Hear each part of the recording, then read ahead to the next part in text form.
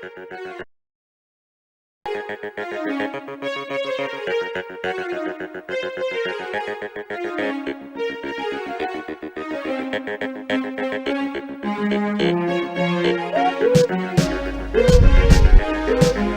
Hlabezulu lapho lalele ngalesi sikhathi umbobukeleyo ngapha komhlaba ozindana zonke likuzo sesikhona sesiphendukile njalo ke kuhlelo ngisakhumbula linjani mangani mami salibekelela ngihamba lejongo silami ke Jakelidala ke longiproducer longicameraman njalo ku Clan Machelela sibe lababukela basibukeleyo khona apha ke abarondeleyo ojongo ngoba ke imchini yabehlula bafundela ukuthi kambe ngabe lokho sikwenza njani ke babhala ama notes ke siyalibekelela ke namhlanje ke sithanda ke uthi ke silitshela ukuthi alithanda lonke incwadi zenu kazibuye ngokuningi ziningi incwadi. Bear with us, we can't read all of them at the same time because at the moment we are at 1862 letters ezikhona but abantu balendiwe ke siningi kakhulu. Yes, sibuye sibonge njalo ke abangani bethu be-CNC satsho kudala ukuthi nxa lo mthatho wakho abanye liyangicontacta kumbe ufelwe kumbe ule party kagogo kakhulu le birthday party i-teenager phela i-birthday 21st loba kuyini bakhona amantombazana bafana babe bezofilma ukhiphele ke ama-memories zakho azawagcina for centuries ngoba we got the state of the art cameras and everything. So thintana lathi ke siyakwenzela into yangikhona Thanda Ntini. Kunjani nozathanda Ntini?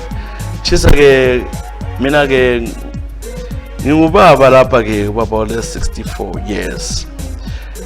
Mfana wami ngifuna ukutshela ngesehlakalo sami esenzala ke ngomnyaka 1983 ngoNovember 12. Lapha bengiphakathi kwebhasi ke eqonda isiyale ke eNkautong Fellowship. Sathola ke roadblock ke yamasocha basimisa phandle basikhipha basilenza ukuthi bafuna izithupha.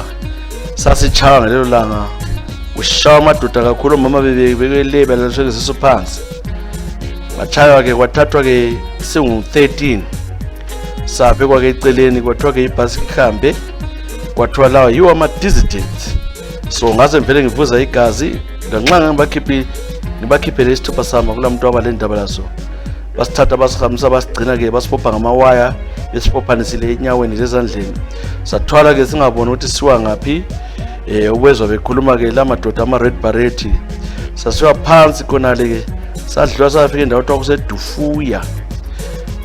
So ngathi siza ngapha boLwagwero babuyela lathi futhi babengani wasisa ke eGwero kwase uthathwa ke singeniswa ke kwenye indawo ke kwenye inkamba indawo le kuse Crossroads eSilobela sangeniswa phakathi lapha ngabona kwaswa 3 ekuseni sithe sikhona phana ke lapho milanga watshaya abantu omunye umuntu nje wangibona laphana ekhona omunye umpolisa wangikhangela wathi ke ndoda uhamba njani kathi libotshelweni ngamasotsha lawa ligcine lapha ewayeni ngabathi angazi lutho mina ngigulelwa ngumfazi ngoba unkosikazi wami lapha begula kakubi ngaleso sikhathi ngihamba namaphilisi akhe ngisiye ekhaya.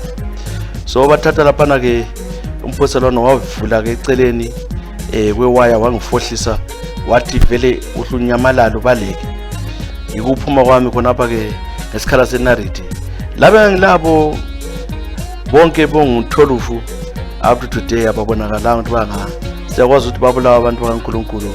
Mina lo mpholisa ngiyambonga kakhulu okuthiwa ngungwenya wayesebenzela khonapha ke eSilobela. Shisa ke asoze ngafa ngakhohlwa lo suku xa ungangitshela ke ingoma zika Chico mfana wami ethi papa stop the war kwabanzima abantu abangazi kukurawundi ngabazilutho. Ngiyabonga kakhulu yimi ke Thanda Ntini nyaka 1983 ngeke ngafa ngakhohlwa mana sikuchale ngoba khona papa stop the war. A better world have to be built. Listen to the voice of reason.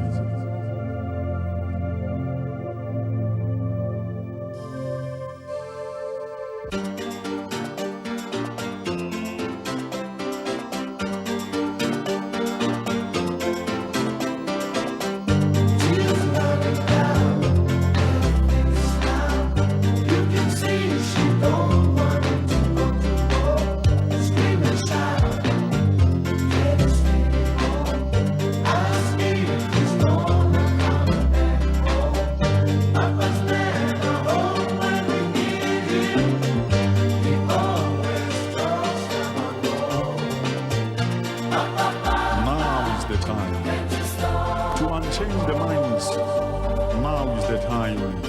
to unchain their hearts.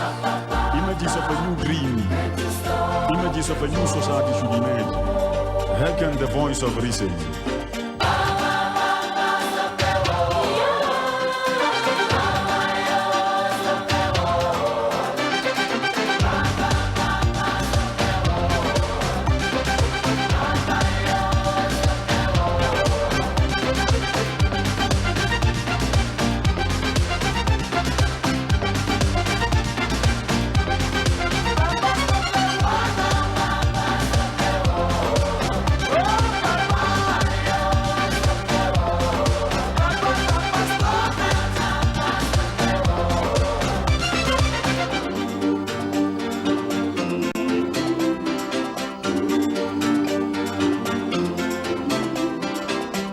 Racial venom is like a social dynamite.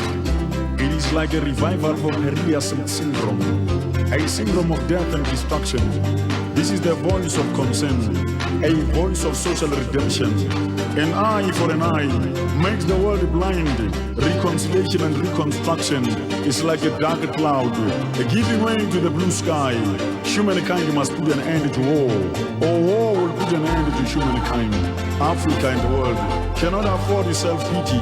If something is not worth living for, it is not worth dying for. Yes, this is the voice of reason in search of liberty eternal.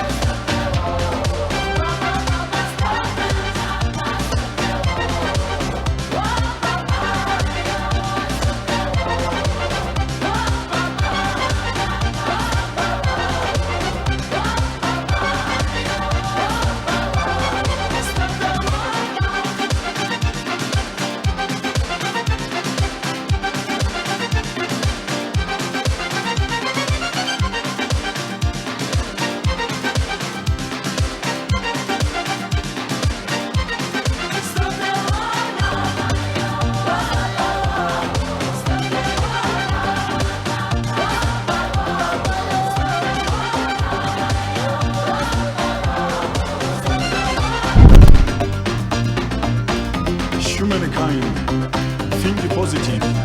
Choose life, not death. Choose life, not death. Papa, stop the war.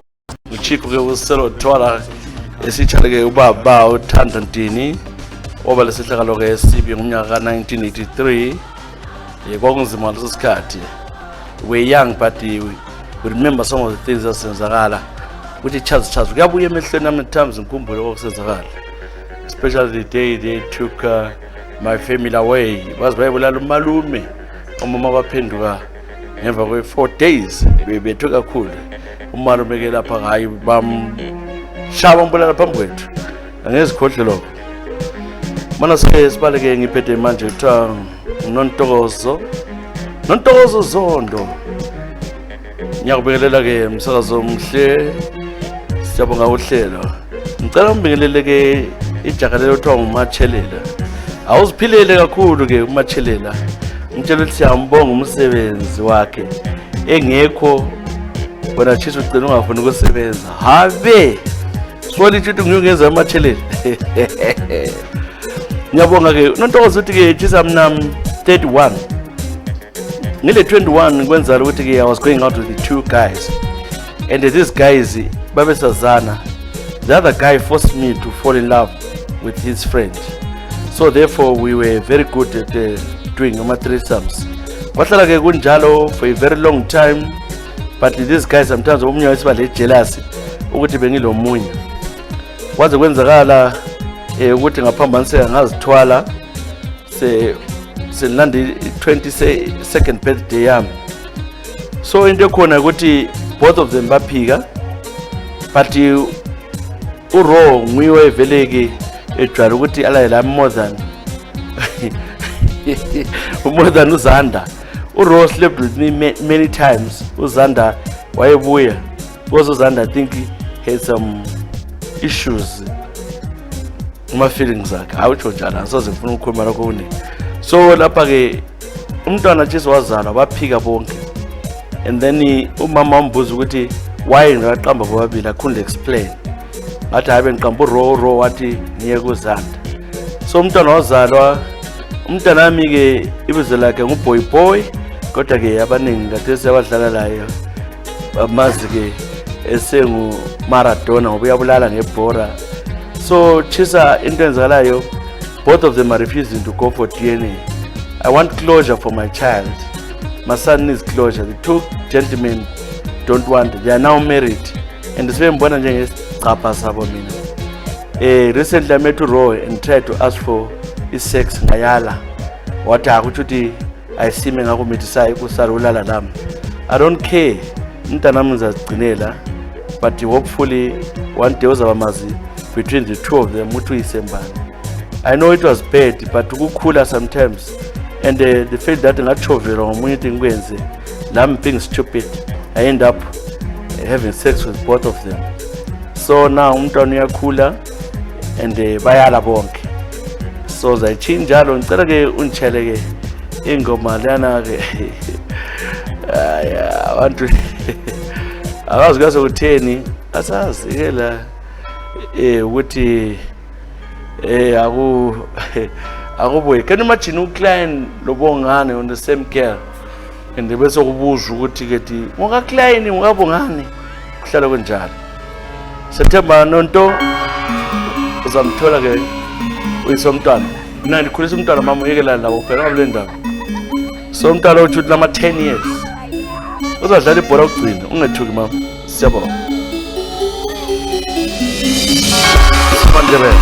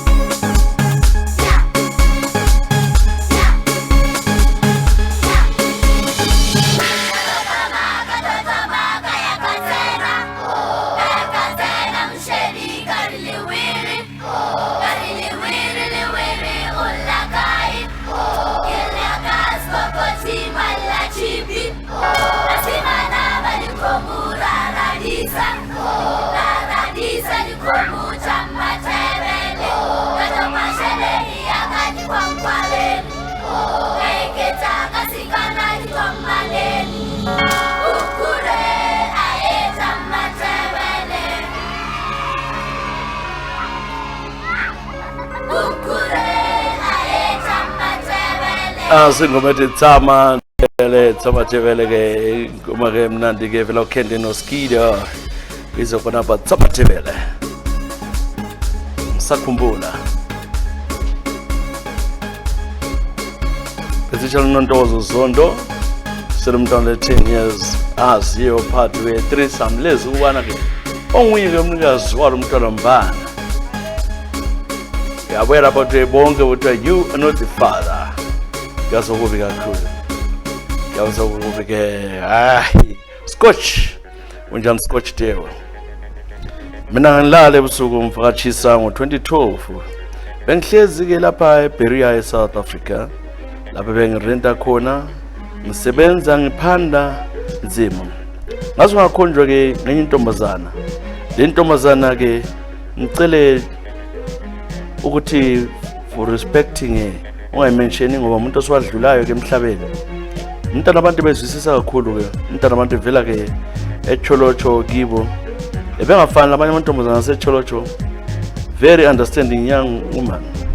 Manje into khona ebehlala lomunye ke ubhudi abasuka ke kibo bonke together. Jaha la komoyo. Sihambelana izibongo mina nguDewa la umoyo mina siwomoyo sonke. Kodwa ke mina kamvele eCholocho ngithi kuselupana. Into yenzakalayo khonapha ke emaflatini umnyaka lo ka2012. Wangitshela ukuthi lo muntu uyamhlukumeza ufuna ukumchiya. Hayi lami ngaba yi-shoulder to cry on. Sathandana kwaba kuhle. Uthe kunjalo ke ngelilanga wabuya ke evela ke lapho evela khona umoyo lo ke. Kodwa ke mina ngahle ngezomzimba umsala ngaqoka ngaphuma ngama eceleni ngemva kwesivalo. Yena wangena fast wangena endlini. Mina kuphuma kwami emaflatini ngibaleka. Ngithe ngemva nje kwe15 minutes ngezothoka ke kulosiso jikweyo eflatini ejikwa ke ku14th floor. Wafa kanjalo umntana abantu ebulawayo isigebenga lesi manje bangizingela ke kabangazi efesini kodwa mina sengibazi. Manje into le yangihlupha ke tshisa la kathesi uthi umntana abantu ngambulalisa kungela lutho ngangisiyambona azange sigangele endlini yabo sasikhuluma nje simile nisiyambingelela kodwa nje umuntu wayemstalker wayemlandela ukuthi wenzani ongaphi wazama ukuthi aphume kuye wamthreaten ngokumbulala athi hayi kwami la sokuphelile amthreaten ngokumbulala ngoba ngambona lama message ayembhalayo ukuthi kasamfuni kodwa ke lo moyo wala njalo wabaleka ke chaphansi kodwa wagcina sebotshiwe wagwetshwa ngazi abanye bathi wagwetshwa 15 years abanye bathi 25 tshisa ke lo mntwana ngiyamkhumbula namhlanje umntwana ke owafela uthando lami uthi uyangithanda lami ngumthanda ngidikalala ngokuthula ngakhona ke uMandlo khona ke Cholocho indaba yakhe yagcwala kakhulu ngabona la ibona la kubo Facebook la social media yimi ke bhala Scotch Dewa ulibalele njalo ukuthi Scotch Dewa era nguchara Bongo Muffin wakho umthandayo Bongo Muffin iphindlela. Yeah, you never know what's across the breeze until you cross it. You never know what's upon the mountain until you reach it. Now sing a lady, come through.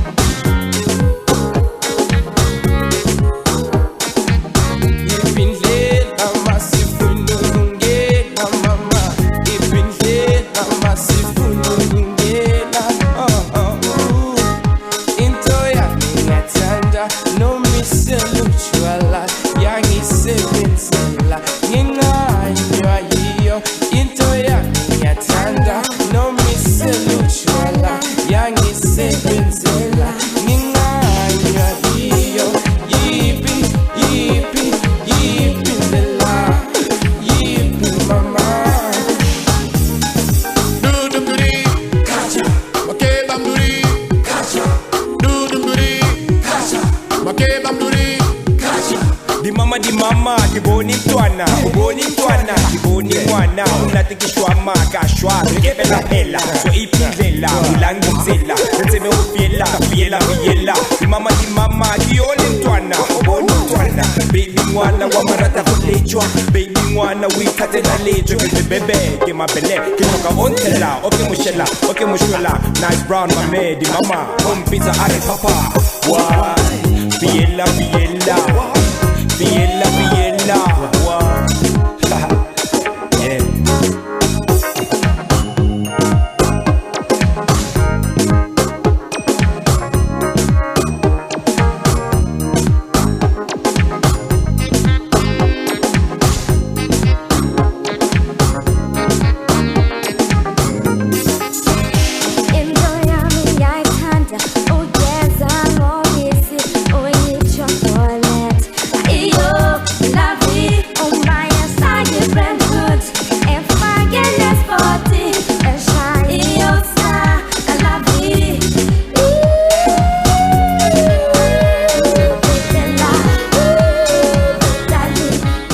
Ingoma ke mnandi phela ke bonga amafinipi indlela siyitshale ke Scotch Dewa.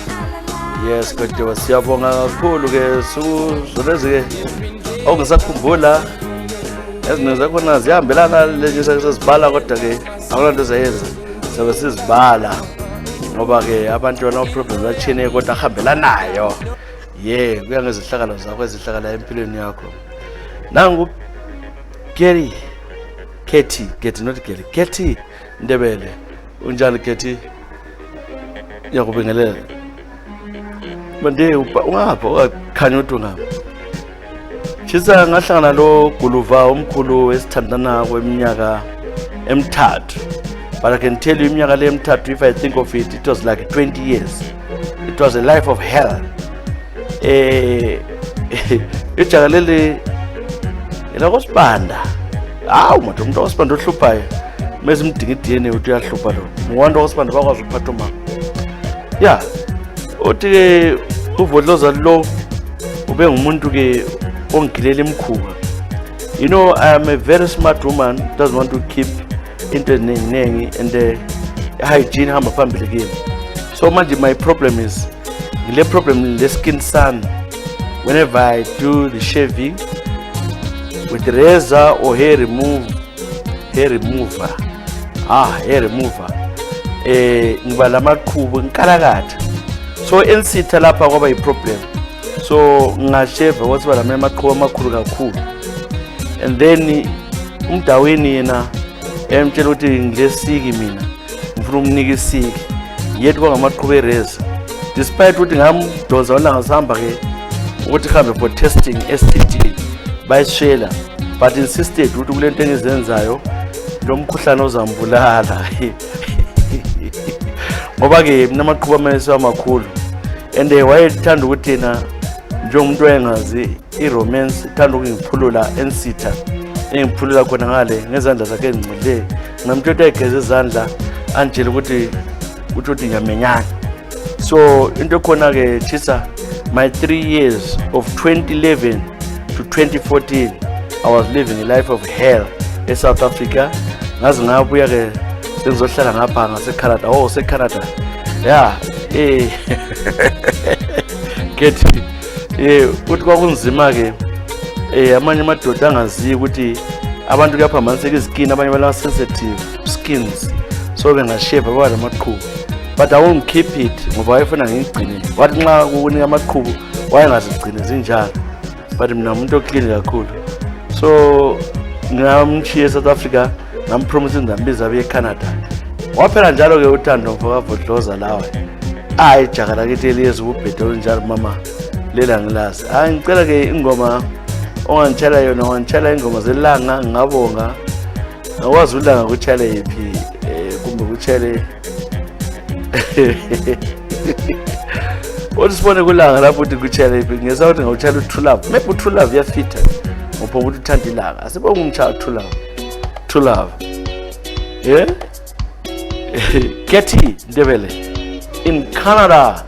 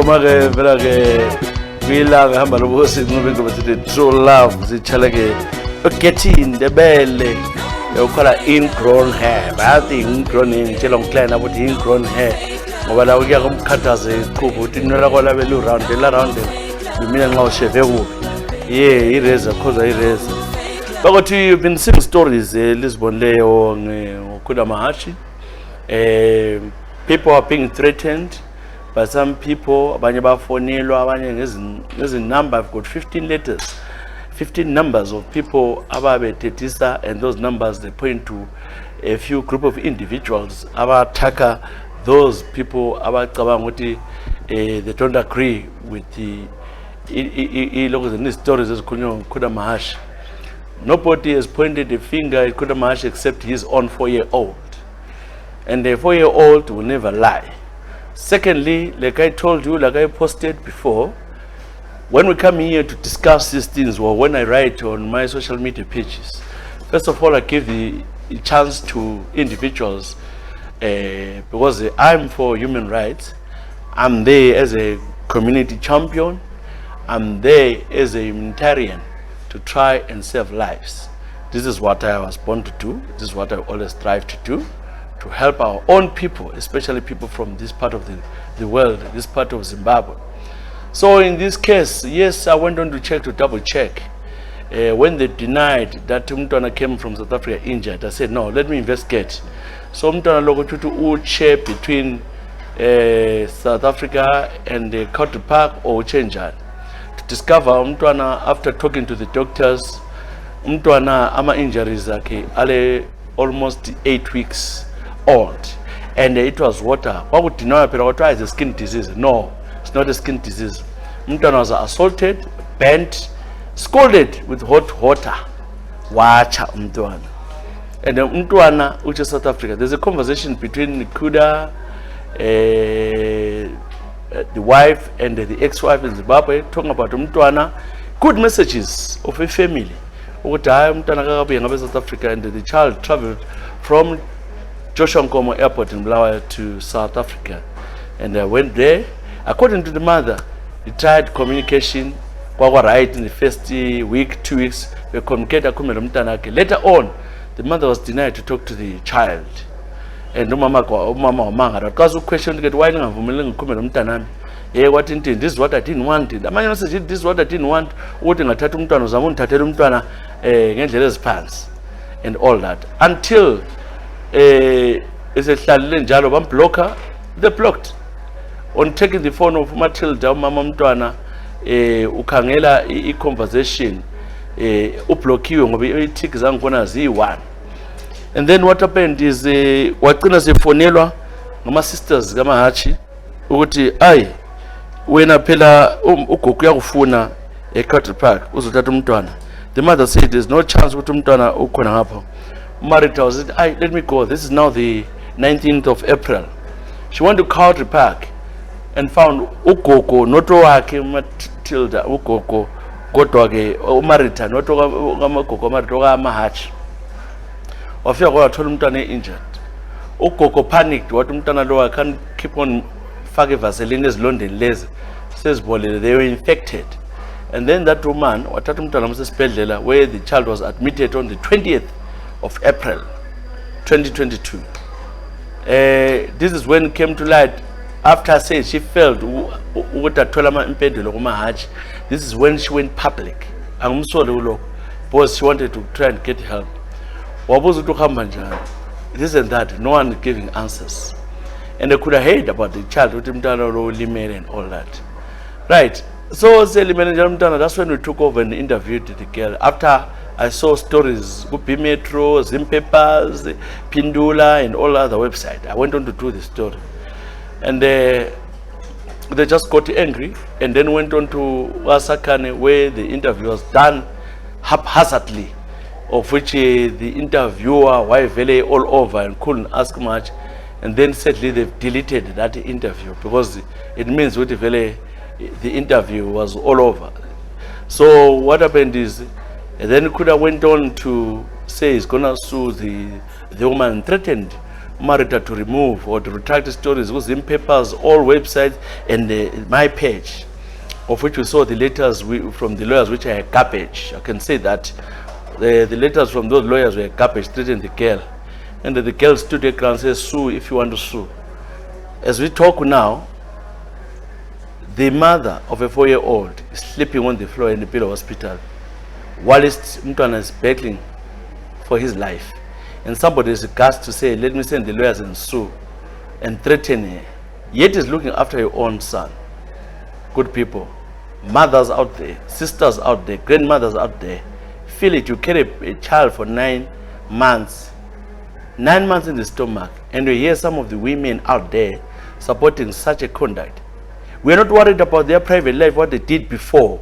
We are only worried about this particular child, Diego, who is 4 years old. We don't care what DNA it's neither here nor there. This is about a 4-year-old Diego who is lying in hospital as we speak, battling for his life. The mother should put 100% concentration on the child. My lawyers have 16 times, hey, go and retract this. Is a retraction of a story more important than your own son? Is the retraction of a story important more than your own son? I, as a father, mina ngwami ngezofana umuntu kezwe kuhle UK. I bought a ticket from Zimbabwe to UK uyambona just to see him. As a concerned father, you could have just said it's 1 hour from South Africa to Bulawayo. Come in here, uzobona umntwana ukuthi ulimele. Why don't you want to come? Why not coming to see your son? Even all your relatives are trying to tell you to come and see your son. It looks like you don't want. And the people in UK threatening abanye abantu who are anti what Kuda is doing. Let me tell you one thing. You do that in UK, we know how the system works. We'll get you. Stop threatening people. That is UK, don't forget. Only threaten and tempo to say UK, threatening other people. We'll put a stop to that. And we don't fear anybody. And we don't care what you say, what you do. We know about these trolls on social media. We don't care about them. So, Lina Nwako, if you really care about Kuda's child, you should also be encouraging. Say, hey son, go, Mkwenyana, go and see Umtwana Lwan and see that child gets better. I talked to Marita Kuda. He is willing to talk to Kuda and move forward. But when you're trying to defend yourself and going all over and trying to approaching newspapers every try to defend yourself, it's not about defending yourself. It is about the child.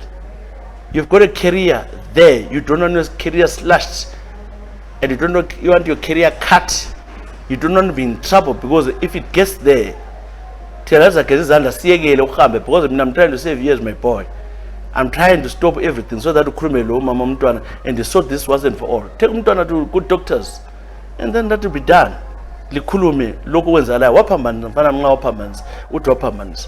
So now involving police, social services. We interviewed, we've got the audios of the child here speaking. I was assaulted by my dad, and all that. And you're making it worse because we are trying to play it for the social media or for your people connected to Lala Wobo. Yet you don't know what when you've got a career ahead. This is a short career which is so dangerous. South Africa, definitely South African women won't allow that. Zimbabwean women, they can ignore social media, but South African women, when they discover this and then when this story or when this case comes to South Africa, that will be serious. Now, I'm talking to you now as a brother. So when now wako kuruma lomfazi wako livumela nothi lungusa umntwana and talk to the ex kulungiswe indaba yomntwana. As simple as that. Kulungise lama threats la which are empty. They won't even go anywhere. Stop threatening her. She's suffering alone in impilo. Akula kudlo kuhle, akula ngubo kuhle, akula mbhede enhle, umntwana lo kuyagodola kathesi. You should be thinking along those lines. Umntwana ufuna imithi, medication. I want to thank those people who are promising to help the woman buy medication and all that for the child of somebody who earns high salary in South Africa and who doesn't care. God bless you, my man. Yeah, still sikhulume ngakho lokho siqondisa izindaba because abantu abayizwisisa indaba. No one has been saying he's guilty of anything. And nobody has ever mentioned Rose Uthe ucha umntwana. The child doesn't mention the stepmother. The child insists that the dead, and this child is only 4 years old. So litula manga. Anyway, so ciao njalo. Zenzen unjani Zenzen? Uyaphila ke Zenzen. Uzenzen ukuthi mina ke iminyaka yami ka 96 to 2007. Yeminyaka lapha engangisidla ngikhomba ngophakathi. Mina ke chisa nxa uya kuzwa ibaleti Boschman bengiyilida yangikhona. Ngisebenza namadoda la ezawalista phansi lapha. Angeke wamention lapha wathi nxa ngamention izibongo. Omnye ngudlodlo, omnye ngokondlovu. Omnye ngubra Sorenso and all that. These people ke besichaya lapha ne-UK. Sike sadla senza imali ezinzima. Kodwa mfuna ukutshela khona mfana kaSibanda ukuthi ke ngacabanga imali sesizibamba naso ama 30,000 pounds, 10,000 pounds, 40,000 pounds. Kangela lutho. Angela lutho, abanye bami sebafa bazibafa bayigodini bengela lutho. There are very few of us of Bushmen esachaya izimali esilo lutho. Bakhona yebo bakhona olakho kwezindlu. So kahle I'm doing care work lapha. Ngithe ngutshele mfana kaMdawini ukuthi hayi ngabuza. Imali ngayiqeda kakhulu ke sasibhuka ama hotels. Sishake floor yonke sibhukile silabo chere kunathwa kuphuzwa kumnandi kunjana ngifly every Europe. Shanze ngifike eAmerica le Canada. Senza umsebenzi. Kodwa sokunzima kwavaleka kumbe ngaphambana emadlozini akithi kumbe kuyini khathesi I am a support worker lava ke eNgilandi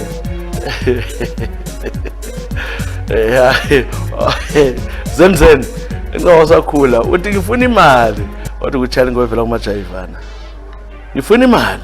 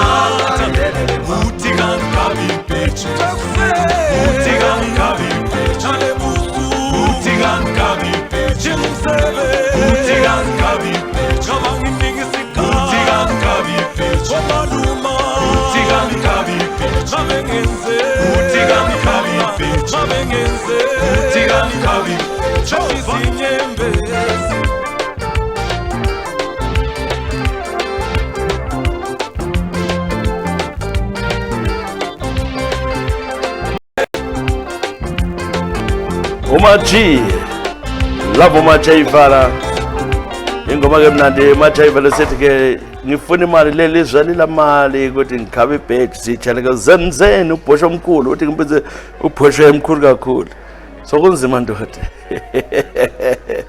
akulula ya asibone ke uThemba Moyo semphethe yakho njani Themba Moyo akhonjwa ke ngenye intombazana enhle omagama ke umnyaka 1997 ibizo lakhe kunguThubelihle engamuhle ke lo mntwana Chisa salungisa kunjalo la ngimnika ama present ngimthengela yonke into sikhulumisana ngothando kwazi kwafika ilanga lokubana ke ngithi maye sokumele kuyisikhathi sami sokubana semacansini bengaphuma ungenwa nje emacansini ngalungisa ngalola lami ukuthi ngifike ngimpress ngalelanga ngaginya lezihlahle ngangiziphiwe ke umalume lapha emakhokhoba kulo malume mami nganthenga kuye lezi zihlahla ngagimbisha we ngoba kuhle isigubhu sami ngakhokha ngathenga lelinye uliphilisanyana yekothiwa i-Dragon Power ukuthi ngiyibona lo mntwana ukuthi kangangideleli ngoba bengifuna ukuthi ngaleyo langa kuhle kube yiko konoko suka ngahlangana laye ke namthatha lo mntwana hayi saqabuzana ke sibukele ifilm eKine 400 sithe sibukele ifilm sesiqedile thenga ama chips laphana mina ke indawo yokutshala ke kwaba nzima ukuthi ke ikhona sokolomnye umfana obevele ehlala enjube kwayehlala abangibo bengekho so nganzi ngiyachayela khona ngoba lentwana behlala loBhengula sithe fika khona phana ke umntwana ukuthi angavuma Chisa umntwana wahlwanitshela ukuthi ke usesikhathini usuku lokuqala phakathi kwamlayo ubona siyacambalala kanti vele sengene khona ngale ukuthi ngibelieve kwaba lothuli ngathola ukubana ke hayi ngempela ugqibile ochinda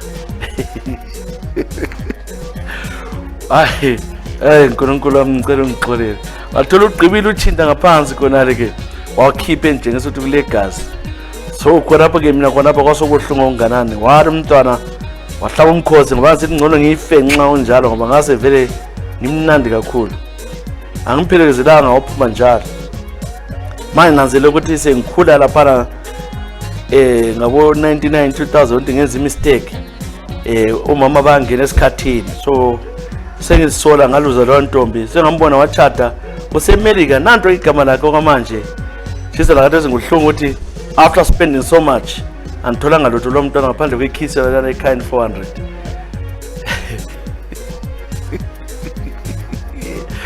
hoye wakheso ngasayitholanga alright mana ngidinga uringo komkhala ngayo uthi uyisa uthando lwami buyisa Themba Moyo waluza lo so sayitholanga babu nathele philisi yonke into hayi aphansi lapho ke kulosomsebenzi onext door ngagcina siyasiza hayi kuye omubi wamagama kuthi kwakurongo waphosa warepha ndoda uyisithando lwakho dali buyisa khawuleza awuntombazana lwakho sandibulala njalo kuwe wedwa noba sendiphi na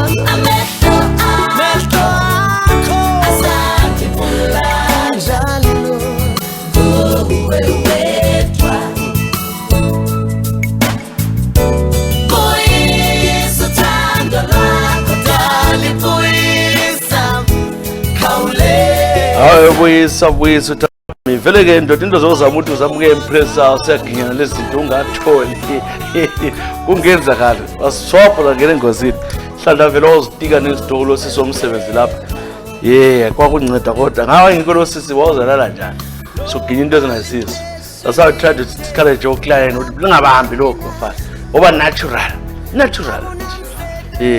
uJoe to natural asikwazi so cleaner yonke into gabe ugeza umzimba ushayine kuzaba right laphana yekela mbale ke enye yokucina namhlanje sivala ngayo